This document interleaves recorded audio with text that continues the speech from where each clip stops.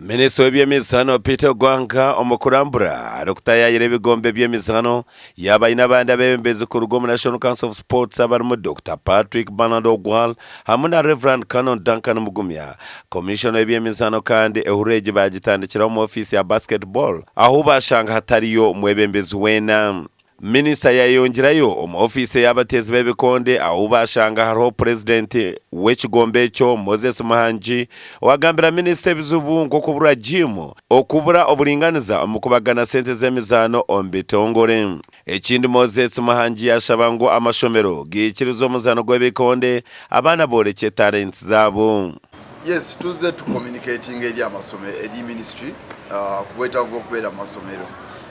Kyomukisomero tetudibwangamu with any clear direction apart from okutugamba nti temugenda masomero ate ne batatuwa kikiddako batusuubiza wajja kubeerayo meeting ezitatuuka naye ebiseera bigenda abaana bakaddiwa abaana tufiirwa emikisa gyabwe so minisita bwazo tukyalira era nzemu ne mujjukiza.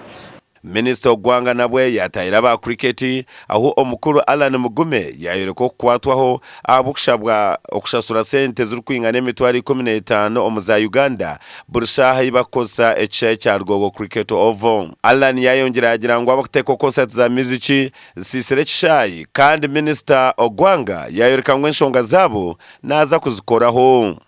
Ekisawe oluusi usanga abapromota b'ebivulu